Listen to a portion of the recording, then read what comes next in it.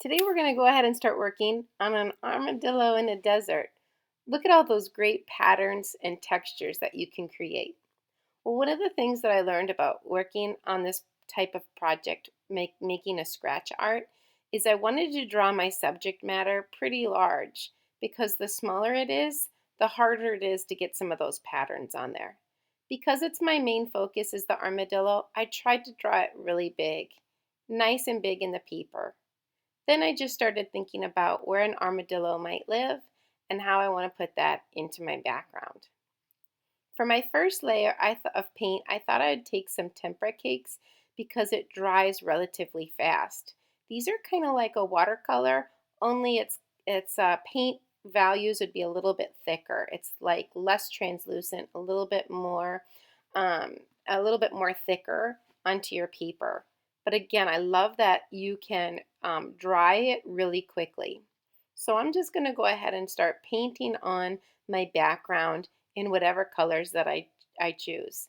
One of the things that I'm keeping in mind is because I'm putting a second layer of paint on top of my first layer, I thought to myself, it doesn't really matter a lot what I put down for my first layer if I scratch away some of the paint to reveal the color that's underneath.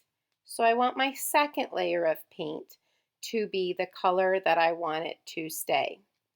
Originally, I was thinking about making my armadillo orange. So my first layer is in brown, my second layer will be orange. Same with the cactus. My first layer is in yellow, so my second layer will be in green. Now that my project is dried, I'm going to grab some liquid tempera paint so I don't have to add any water to this paint at all. I'm going to take my paintbrush and I'm going to cover over top of the first layer of paint. This is my scratch method. I want to be able to see some of that yellow color underneath.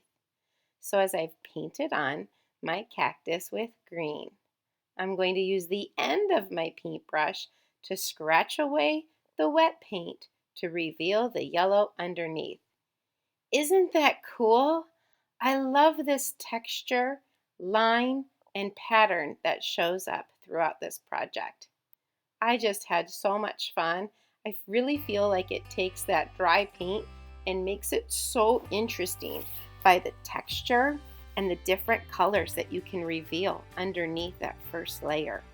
I just love it. So you'll notice the other thing that I'm doing is every time I paint one section, I flip over my paintbrush and put the texture in right away. I know this paint doesn't dry as fast as the liquid tempera, but I want to put the paint on and immediately use the end of my paintbrush to put on the texture. I really don't want any of it to dry on me before I add my texture. So I'm going to speed this process up just a tad so that you can see this whole thing.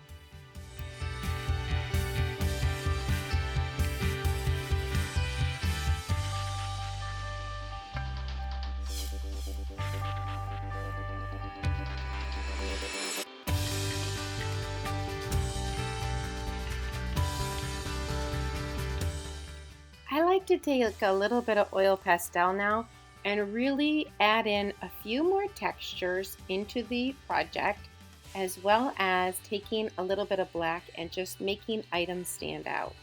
So when you grab your white oil pastel, you grab your green oil pastels, it might be kind of fun to add in a few more things just for visual interest. You know, it really makes it very fun to look at. It makes it really exciting to the viewer to look at all the different patterns and textures that you're adding with your oil pastels. Again, outlining it might really help make items pop out or stand out, as well as those colorful oil pastels make some really cool designs into my page. So if you didn't get everything painted with your second layer, add on some really cool pastels for some added visual interests. I hope you have as much fun in this project as much as I did. I love the way it turned out. I think it's a stunning piece of work. Happy art making, everyone!